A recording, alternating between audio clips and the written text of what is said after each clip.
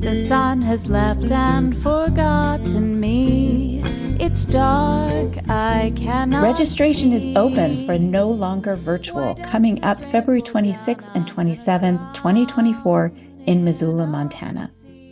Limited to 25 participants, you make this event meaningful. Topics for the sessions this year include managing life and work as an entrepreneur or internal innovator, finding creativity at work, using Agile, the project structure usually associated with IT work, to improve communication and outcomes in your non-tech business, and so much more. Every session is hosted by the people who attend. No keynotes.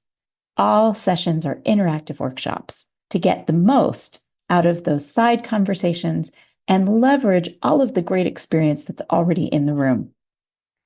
But what people who attend NLV say they value the most about this summit is the relationships they build that continue to support and nurture them at work and in their career throughout the year and well into the future.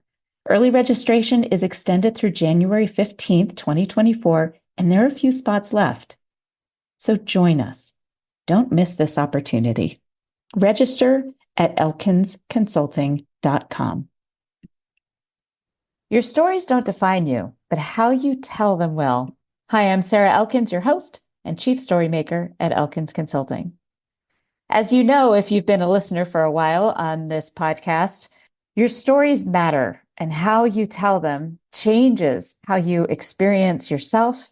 It changes your internal dialogue, and it definitely affects the way people experience you.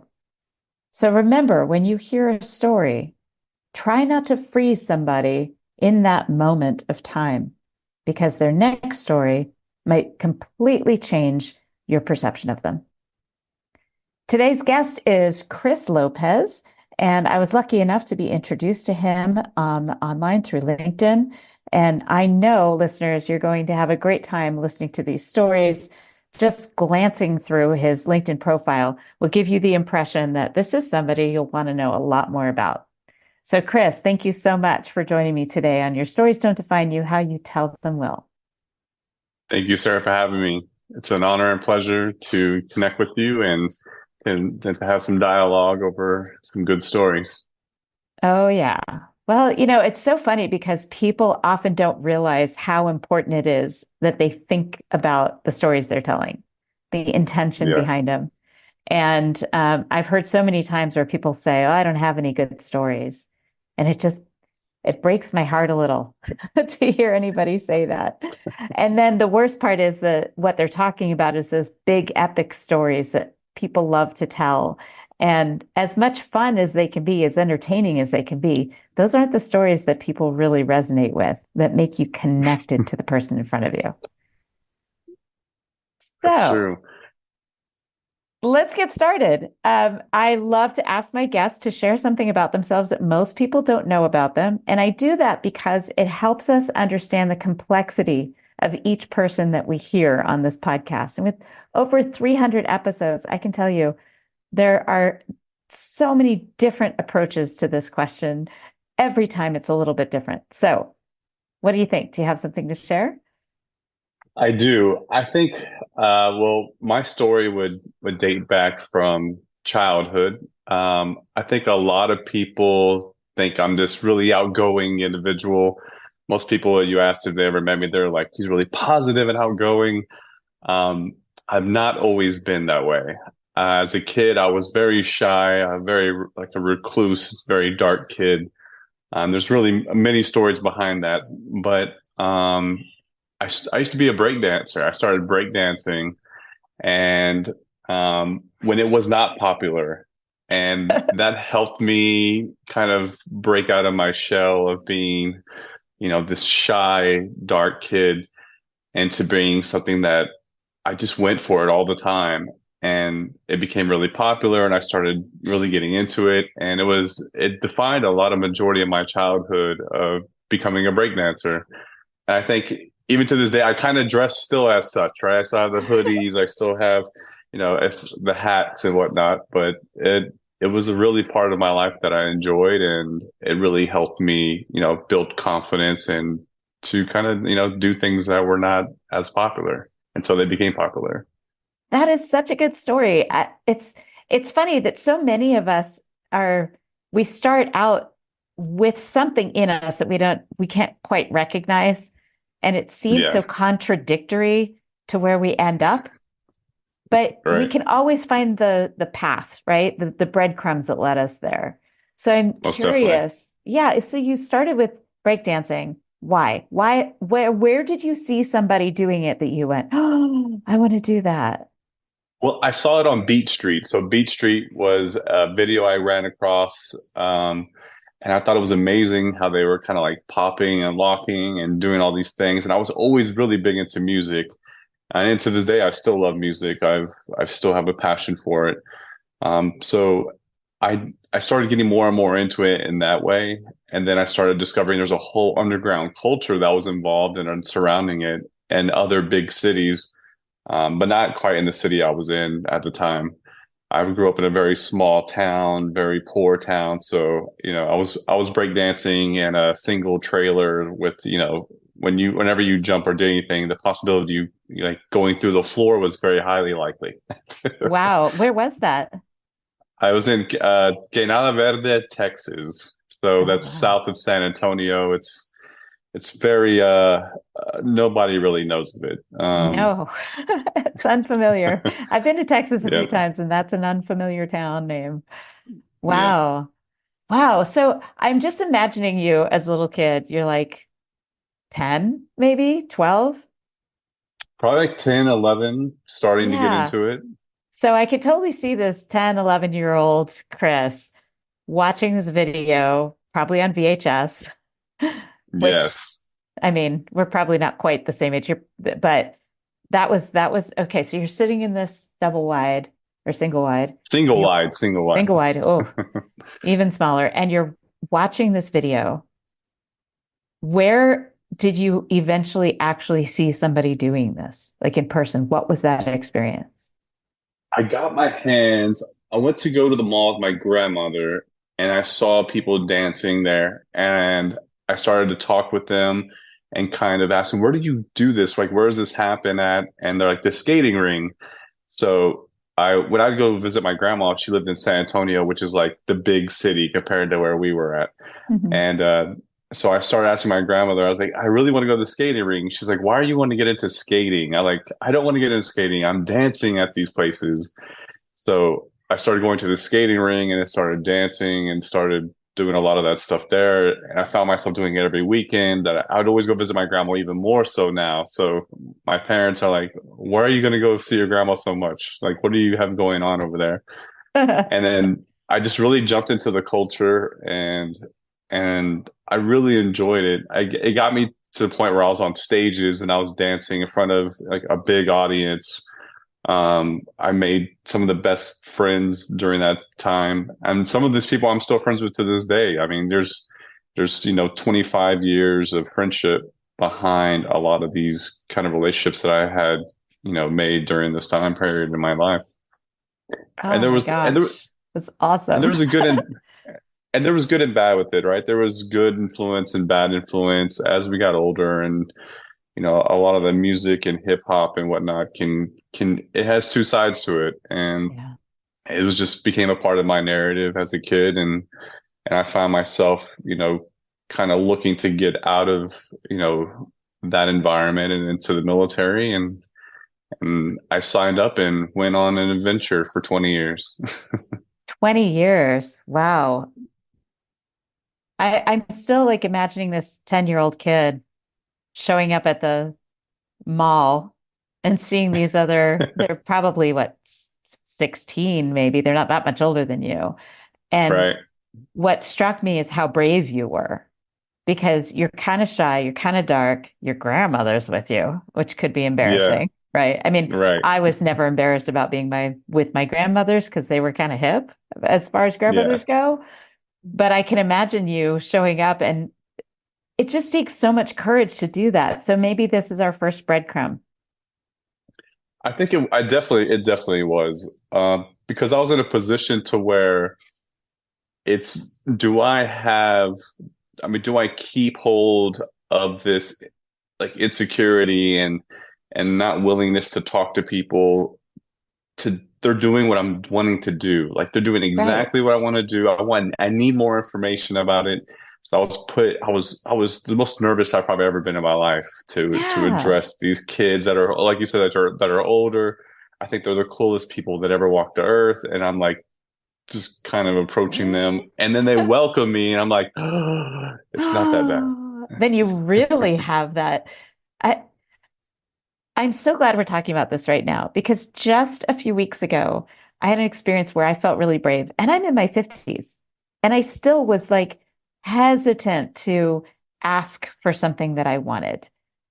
Right. And the what I posted about it, it wasn't the thing itself that was such a big deal, which was singing in a jazz club in Paris, which is something I'd like a total bucket list item, right? But what was so intense for me was that I realized my fear of regret outweighed my fear of discomfort. And that's what I'm hearing in this story. And my guess is that because you were welcomed that way by those people, that changed your path in two ways. One is you wanted to be that older kid at some point to provide that support and comfort to some other kid that was in your position in the future. And two, made you realize, well, I asked that time and it worked out. So I'm just going to ask again. Is that accurate? Exactly. It's very accurate. And even to this day, I'm still the same way. Like I am more scared to not ask the question or to try things. And I know that I'm gonna fail. Like I dislocated my arm 38 times learning how Oh, to dance. holy I've shit. I've I've Ouch. been I've been on stage and threw my arm out and landed on my face in front of a huge audience. I've gone through so many things to try to get that one move down to do and to be completely embarrassed, injured, recover, and then come back to it and try it again. So Wow, that is persistent. That is it persistent. is And it it's is embodied in everything you do. it Even is now, I it's mean, just knowing this much about you, and for the listeners, they can't see me right now, but I'm making that pinching vision with my forefinger and my index finger and my thumb. Like this much I've known you, and I already see that this, you infuse that into everything you do. Even most you definitely mentioned your kid is playing a video game right now. He's gaming right now, he right? is. So I bet that you infuse that kind of mentality in your kid, like be persistent. You find something you want to do, um, go all out, and I'm there. And I back them on everything. And then sometimes they I don't think they see what I'm trying to like instill within them. But I Yeah. just want them to try things. Don't give up. Like like my daughter, my 20-year-old daughter, when she was younger, she was the same way as I was. And she's like, Dad, I really want that. I really want that sweater at the store. I'm like, well, go ask them if you want it. No, I'm not going to ask if they have my size. And I'm like, you have to do this. If not, you're not going to I'm get not doing you're it not going for to get you, it. right? I can't want it Yeah, more than you want it. exactly. Oh my Exactly. gosh. I just heard that from, I interviewed a woman who is just exceptional in personal training and behavior change. She's amazing. And she said that when a client comes to her and isn't showing up and isn't putting in the work, that's what she says to them. Her name is Nikki Campbell, and she says, I can't want this more than you want it.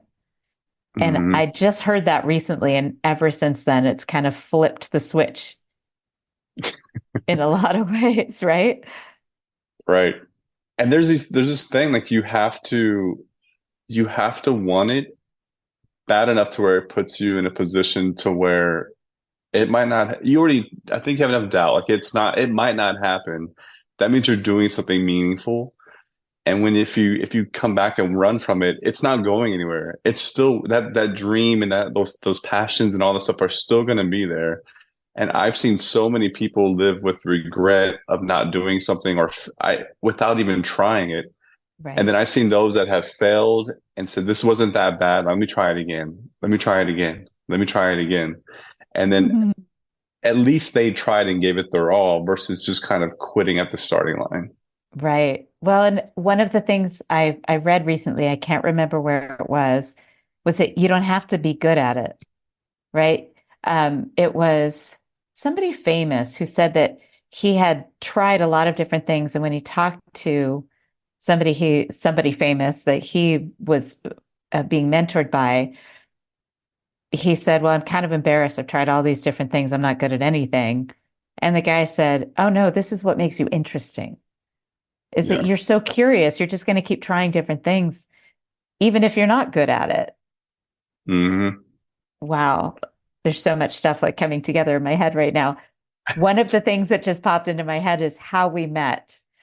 And I don't Yes, know why my brain fog just hit, but it was Jeff Furman that I it was. It interviewed was on my Jeff. podcast a while back. And he is, talk about a connector of people. So, okay, back to the story. I'm a little off target here. I want to come back to what you're doing now because Jeff just briefly introduced us and told me a little bit about you. He always comes to me first and says, "I know somebody I think you should meet, but I want to ask you first before I make the introduction," which I think it's such an honor when he makes introductions like that. So thoughtful, right? Very, very. That's Jeff for you. He's amazing. He is. He's such a good human. So when he introduced us, he said, "I know you're going to like him, but I just want to, here's his info." And what I want to hear from you that I think will help our audience really get a feel for what we're talking about here is the way I approach it is I say, "Tell me what you do without telling me what you do." And how that goes is you tell a story about a recent interaction in your income producing life, for lack of using the word job, because I don't like that when we're self-employed because our whole life is our job. But your Exactly. income producing activity is where I'm going to go with this. An experience recently where you just felt so satisfied, where you walked away from it going, "Yep, this is where I'm supposed to be right now." Oh, it's so many. I feel like every day is that way, but the most Yay. significant, the most significant one I would say is that um, being a veteran, a disabled veteran, and you know, seeing my life and my decisions of taking a chance come full circle. Recently, by us hitting the Inc. 5000 list as the 528th fastest growing company in the United States. And why that's so significant for me was that I was introduced to entrepreneurship while I was in the military.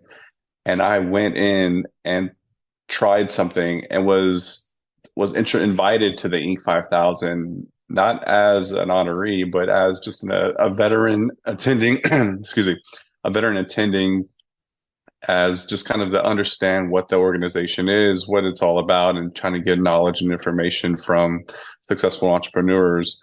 And I made it my life goal to kind of like pursue that and meet those milestones and try to accomplish what those other people were accomplished while meeting and contacting and meeting some of the best people that have ever like aligned with my life ever to come and have that experience and then be an honoree on that list as the 528th, so almost the top 10% of that group.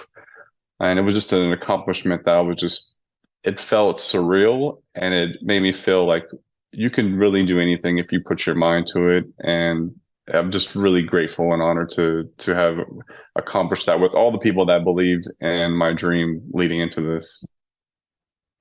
Well, I can tell you the people who know you, Jeff being one of them, was so proud.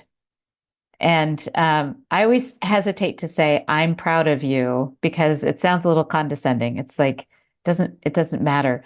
But he approached it with, I'm so proud to be part of his journey." Most definitely. And it's so many people that align with your belief. Like from the moment I came up with the idea, and my wife was like, "Hey, like I support you," Let's and do it.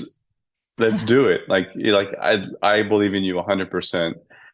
and going from that moment in a hotel room to what we've accomplished thus far it's been an amazing journey of ups and downs and all arounds. And the one thing I didn't realize that it was going to take a personal growth path for me that helped me through a lot of the situations that I had to overcome in the military. I've been deployed, several times over into bad combat. I've had to deal with PTSD and a lot of horrible things that I deal with, like with mental health and whatnot. It's helped me understand that these things are just a part of the process of becoming a better person, and I need to do those things in order to provide the services and be in the industry that I've chosen to put myself into. And those So things have been extremely hard. oh yeah, I have no doubt about that, given your history. And I think everybody has some background that makes it feel like it's an impossible thing to have the success that you have in your head. I think most people have either the internal dialogue that's damaging or external circumstances that make it seem impossible. So I love these stories of persistence here. There's a difference, an important distinction between resilience and persistence. And you need both. But resilience is about, I described this with a friend that I was coaching for a speech. The resilience is when you have this ball in your hand and you drop it down onto the ground and catch it, and it squishes a little, comes back in a ball shape, right? It's still round. But persistence is doing it again and again and having it get higher and higher every time you bounce it. So when I hear what you're talking about, that's what I hear is the persistence. So when I think our listeners probably still don't know what your company does. So Yes. give us a story about a client that would have used your services. Well, we have so we tailor to the high net worth celebrities. We have high profile clients, like high profile executives, and we have like athletes and the whole nine. Um, so catering to these types of demographics is extremely challenging and comes with a lot of expectation management. I bet it So does. yeah. And it's funny because one of my friends told me one time, he's like, I don't understand how you provide the services that you provide to the people that could just crush you. And and and what I tell him is that it's a mutual respect, right? Like I get to know things about so many people that are public people that I don't have to get to share, and I will not share, just so they can understand that even though we don't meet an expectation, even though like we have falling out sometimes, that you're still safe to come back to us, and we're not going to put you on social media. We're not going to react in a way that's going to be detrimental to you or your career. And a lot of this respect that we have for each other circles back around. And when we have differences about things, like it's not publicly shared. We've had TMZ call us. We've had all types of situations involving opportunities where we needed it financially in order to be rewarded to say things that we have not.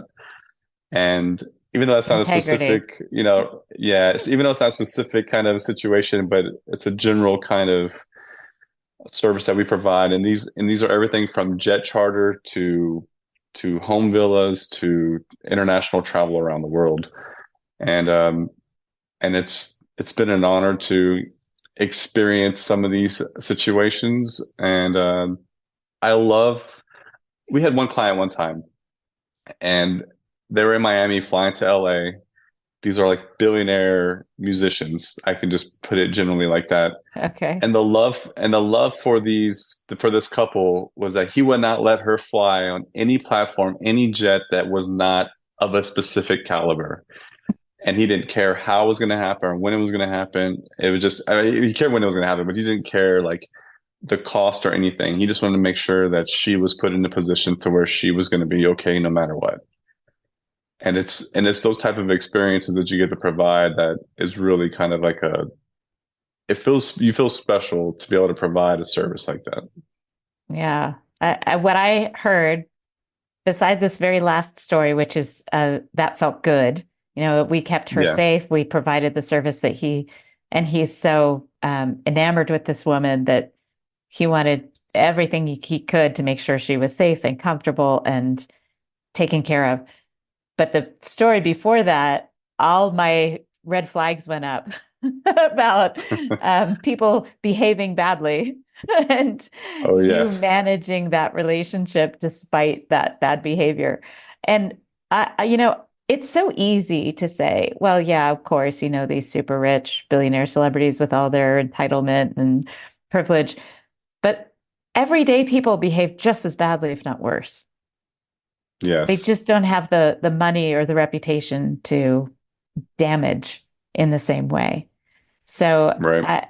I really appreciate this respect and well, maybe it's not respect because sometimes you can't respect people that behave like that, but it's your integrity. You keep Right. in alignment with your integrity regardless of their behavior. Right. And it doesn't mean, and I feel like it's easy. I feel like I'm making it easy, but I mean, there's some times where Oh no. I have felt like I have every reason to react. And these are these things that I say about getting better as a person and working through a lot of, like I think a lot of people with PTSD, they developed a lot of emotions, right? Right. So Hmm. I've been in emotional situations to where I'm like, no, we don't forget integrity right now. Like they are trying, we feel hurt, Don't like, mess with us. Right. yeah, right. But we come off of that and we have people with voices of reason that come in and we find ways to navigate those things in a way that kind of creates, kind of a standard across the board. We're like, hey, we're not going to do that. Like, let's find a way and a means to settle this in a way that's a win-win for everybody because sometimes it's not worth it's not worth to gamble your dream on a situation that's emotionally driven on either end. Right. And beyond that, in a month, you might regret it not necessarily for the financial and business loss, but for the loss of your own integrity, your ability to manage those kinds of relationships. So one of Hmm. the other things that just kind of stuck with me was you said we have voices of reason around. So tell me about your team, because one thing that I've noticed is that the people that I like to spend time with are the ones that understand that they can't be all things and that surround themselves with a community of people that help them be better people, that make them want to be better people. I mean, beside your kids and your spouse, because hopefully that's a thing. But tell me Yeah. about your team. So I feel like we've had in the how can I put this? I have felt like we have I've come a long ways on this journey, and the people that I bring in directly to do to to manage the company has not been working out as the way Mm. I've anticipated. And I've since outsourced and done a lot of um, home cleaning. And Uh-huh. I've noticed that automations and technology and third party support at a higher level has given us the ability to grow in a way that safeguards our kind of safeguards our growth. And I Hmm. feel like I'm not really good at hiring people because I think a lot of my compassion is set around of the potential of others versus like who they really are at the time. Oh, ouch. I totally Yeah, hear that. You're and not that's been a alone. lesson I've yeah, that's been a lesson I've learned in the last 30 days. Um and I'm still processing that, I Mm. think. And I've seen a lot of our failures surrounded on the decisions of the people I brought in. Oh, And it's ouch. been, and these are people that are really like both personally meaningful to me and professionally meaningful to me.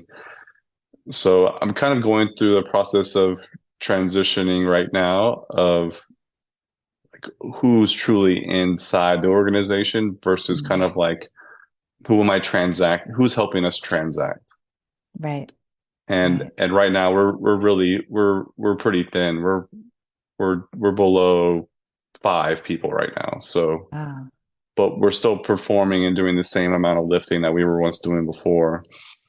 And it's been kind of like kind of a process to emotionally process a lot of this stuff. And I think that it's I'm trying to find a way to get better at hiring the mm, right people to do what's right for the company. And I'm very big on like, yeah, I own the company, I started it, but I want it to be bigger than me. I don't want it to be right. this is not about me. It's about the service that we're providing and having it grow and be bigger than than what I do right or wrong. Chris, I know that this is hard and that there's not a lot that can bring you comfort right now. I can tell you just yesterday, I interviewed my brother on this podcast, and I have over 300 episodes, and this is the first time I interviewed my brother, which is ridiculous. Should have happened a long time ago. But everything happens for a reason, and timing, you can't plan on something like this just happening. But he has owned his business for over 15 years now, about 17 years, and he has come a long way. And he was sharing some of that journey. And it sounds like you two have had really similar experiences in completely different industries. But being a founder and leading a team, you're finding is way harder and way more emotionally taxing than I think most people imagine it would be. So, more than anything, I appreciate that you're sharing this struggle. People need to hear it. We need to Yeah. see the complexity of you as a human beyond your business, beyond what you do every day. And that's complexity right there. All of the emotion behind what you shared. And I'd also like to share that your journey becoming a leader is only at the very beginning. You have so much. Well, here I go talking about potential, right? Because I understand it as a StrengthsFinder coach. So are you familiar with Gallup's StrengthsFinder tool a little I bit? think we dabbled. I think we dabbled in it in a little bit Yeah. while we were in the military for leadership schools and whatnot. Yeah. So I became a certified coach in that tool years back, and I've worked with over 1,000 people with that tool. And what I understand to be true is people who are founders who start something from nothing have a tendency to have a strength called restorative in their talents. Mm, These are the people that they can see something that's seriously underperforming or broken. A scale of 1 to 10, it's at a 0 or maybe a -1. It's in pieces. And they look at that thing or person or animal or project or model or car and they say, oh, that could be an 8. And they have this amazing intuitive sense. And they're right. Given the right time and energy that they could put into it, it could absolutely be an 8. The goal isn't to make it an 11, like on the Spinal Tap movie, which is one of my favorites, but the goal is to make it an 8, to make it valuable and meaningful. And the reason restorative is in what's called the executing domain, the get shit done domain, is that yeah. there's a methodical approach to it. The danger, as you can imagine, comes when you see the potential in something that's underperforming. You're like, Hmm. oh, there's so much potential, but that person or project is not in the time. They're not in the same place as you are. Either they don't see Yeah. it, they just don't have the vision for themselves, or they see it differently and there's no convincing them. And it comes right back to that comment my friend Nikki said, I can't want it more than you do. Yes. And the hardest part is that somebody with restorative that has put this energy into something that they care so much about becomes deeply discouraged when it doesn't reach that potential. Like you feel physical pain in your heart. And that's what I'm sensing from this experience from you. It's so spot on. It's so spot on. And I've looked at people that way. I've looked at situations that way. And the thing is that the situations in my life it was, it was able to overcome those things because those are struggles and things I was dealing with and able to navigate and I've done so many things and never been the best. I've always been that 7 or 8. But I've done a lot of seven Which or is eight amazing, things. right? There is that is nothing to be dismissing because Yeah, I mean a 7 or an 8 is valuable. And right. there is a talent, and this is something that we could talk about offline that you want to look for in your team, which is called a maximizer. And this is somebody who they see your 8 and they're like, oh, that could be an 11. And they get so enthusiastic that you can't help but get pulled right into that energy of enthusiasm. And sometimes it's hard. And this is where a lot of founders get messed up, is that they do find a maximizer, but they can't let go of their baby. They've brought it to Hmm. an 8. This maximizer can make it an 11, but it's such an important thing to you. You've put so much of your heart and soul into it that they can't pry it out of your hands. And so it'll never get to be an 11. So being able to manage that, I think that's as you grow as a leader, this is something that you will get so good at. You're already on your way. The fact that you're asking the right questions, the fact that you're considering where you're coming from and why you're getting to these really frustrating markers in your life and career, I mean, it's really impressive. It's really impressive. Thank you. I just felt like growth. I understand the pain that comes with growth, and I started changing my habits. I started changing the way I look at things, and I'm trying not to become like so pessimistic about everything. I'm trying to have balance. I feel like even myself, like going through this experience has put me at like a 2 or a 3 and Hmm. realizing that, okay, now how do I get back on the horse and get the right people around me to kind of do what we need to do for a company for it to survive. And I feel Hmm. like I'm trying to bring the right people in to grow this baby and to take it all the way through to what we want for it. And and it will come together. It's a perfect time to end season for me to go through this. It's the beginning of the year. We're about to start in travel season again from March onwards. So it's putting a lot of pressure on me, but I feel like the pressure will pay off in the end. It will. I have no doubt. That's that persistence, right? And um, I would like to hear when you think of, I described what restorative is and the fact that it's a pretty methodical approach. You have this vision of getting from 0 to 8 and this methodical approach to it. So when you think about applying that to shifting your perspective here, about reframing what has happened toward what could happen in the future in your emotional life. I'm not talking about work here because you aren't talking about work here. You're talking about being so discouraged and how hard that is, feeling like you're at a 2 or a 3 on a scale of 1 to 10 emotionally. So how would Right. you use your restorative, that methodical approach? For what I'm going through right now, Hmm. I I You don't know want to if this make is the yourself right an 8. I what I've been doing as of recently is trying to better understand why do I see the potential in so many things and people. And then what I've realized it was a lot of healing that I'm going through, like personal healing from my childhood of like I didn't graduate high school. I got a GED. I didn't have the best upbringing. There's a lot of abuse. There's a lot of things, and I didn't feel valued as a kid, and I didn't have a lot of people that have ever believed in me along this journey.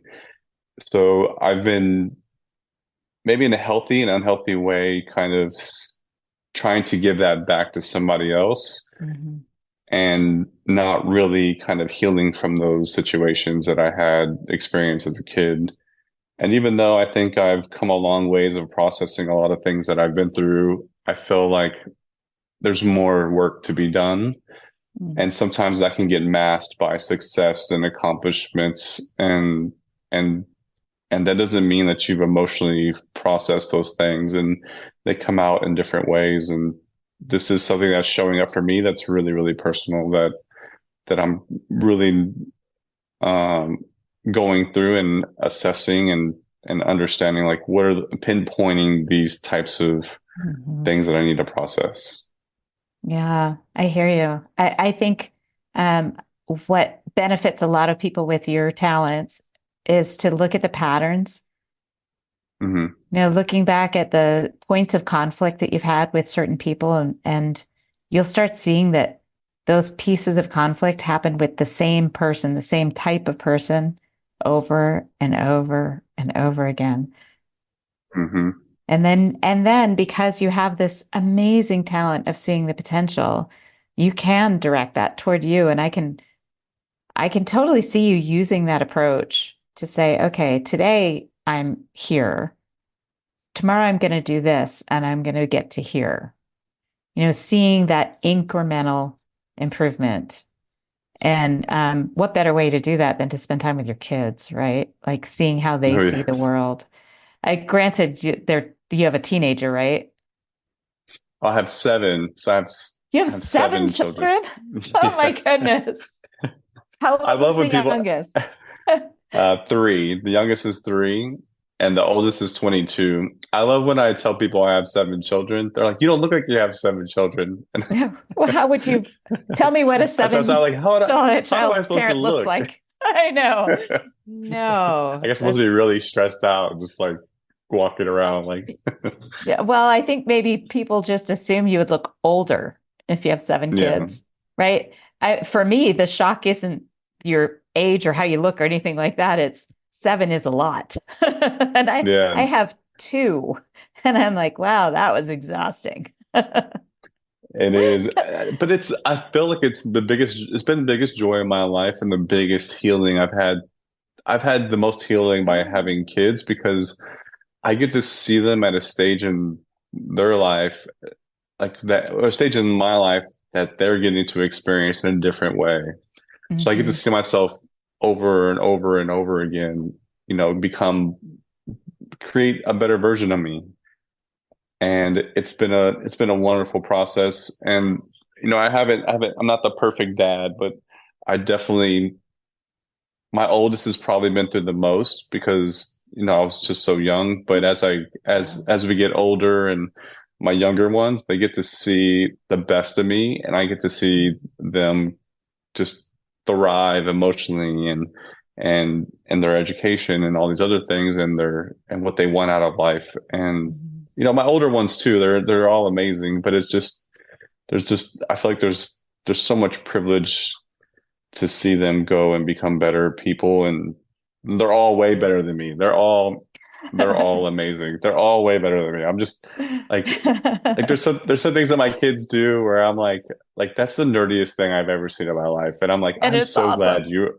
Yeah, it's so I awesome. I know. love it. Yeah, I feel the same way. I see my kids do things that I'm like, wow. Our younger son is 22 now. I just have two. And he is so charming. And everyone loves Max. And everyone loves Jacob. He's the observer. Max is the Hmm. stage guy. He's the performer. And I remember I can't remember what he did, but it was super confident. And I said to my friend, and this is shortly after I started singing with a rock band for the first time in my life at 40. I had been classically trained musician, did jazz, did blues, did chamber music, madrigals, and here I am singing Awesome. Bad Reputation on the stage. So I was just hitting this like, I don't know, high point. I just say I found my voice at 40 by singing in this rock band. It was just this whole transformation. But anyway, the timing matters in this story. So Max came over, he was talking to my friends and me, and I said, "Man, that kid, he's so confident. I don't know where he gets that." And my friend looked at me and just burst out laughing. She's like, "Yeah, I don't know where he gets that." And I said, "Are you kidding me? I didn't have that confidence until I was in my 30s or 40." And she laughed. She said, "He didn't know you before that. All he knows is this version of you." So what that says to me is that I need to hear in the future, maybe you can think of it now, the versions of you that your kids see. If you think about it, you know the version of that your 3-year-old and up to about probably 8, because it's the Hmm. last 8 years have been your transformational years getting to where you are now. What is the version of you that they are experiencing, and how is that different from the version of you that your 22-year-old and down to 10? I don't know all the ages. What's the difference in those people? I would say that my emotional availability. Um, Mm, I feel like when they were going through those age ranges that I was probably less emotionally available because I was going through, deployments. Now mm, I was an 18-year-old father, joined the military to build a better life for my daughter. And I was really just pouring into my career and just trying to figure out a new identity. mhm, Like going over from, I felt like I had felt at the time was like, 18 years of just failure.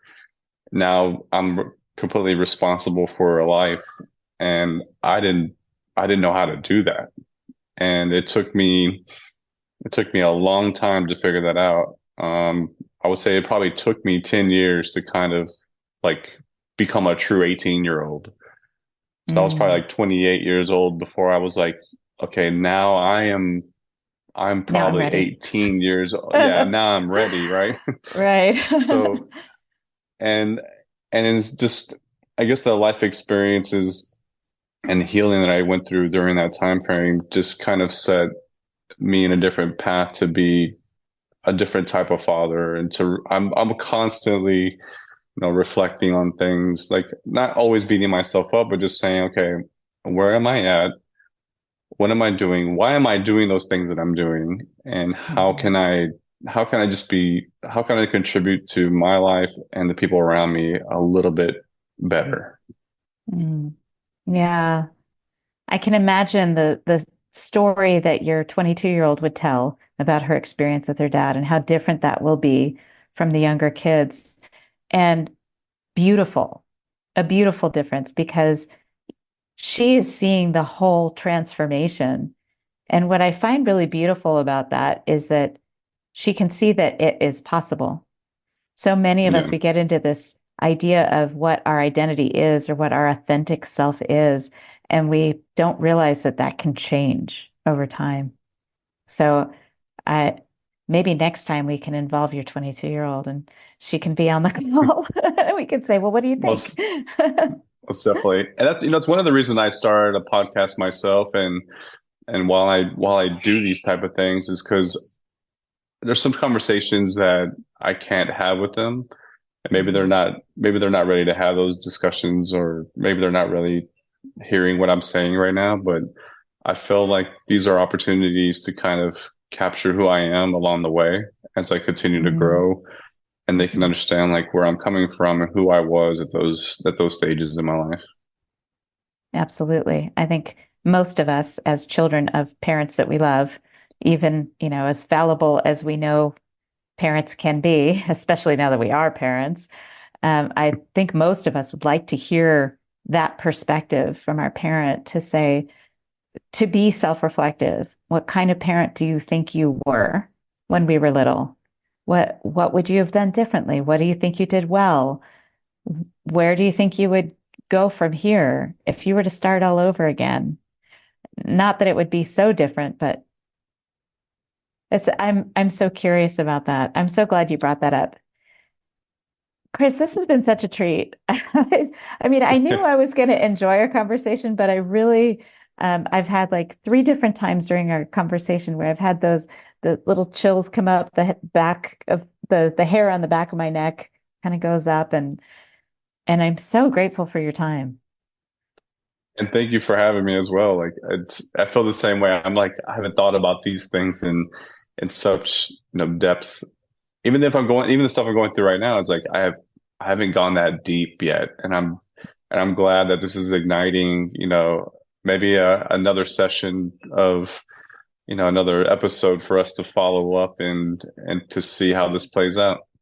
Sure, absolutely. I mean, I would love to see how, now that you have this kind of perspective about what restorative looks like, how you can use that with intention to go from where you are now emotionally, trying to recover from this really difficult situation and using that talent to bring you to a better place. Yeah, Definitely. I'm really eager to see that, to experience that. Well, for our listeners, all of Chris Lopez's information, Kristopher Lopez, is going to be in the show notes associated with this podcast episode at elkinsconsulting.com. So you'll have access to see his website and to follow him on LinkedIn and his social media links and to follow this man's story because it's really on to the next chapter. And I have a feeling the next few chapters are going to be pretty exciting.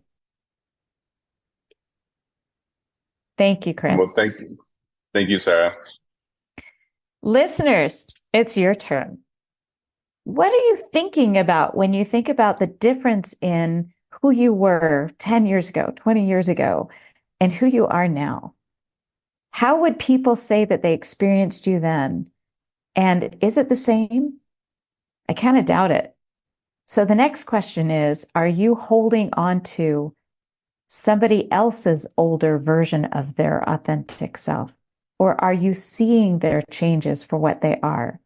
Their attempts to be different, to be better, to surround themselves with people who bring them up so that then they can return the favor for the next generation. Where are those sticking points? What are the questions you need to ask? And what will you do next to change your story? Thanks for listening. Smile, what's the use of crying? You'll find that life is still worthwhile if you just smile.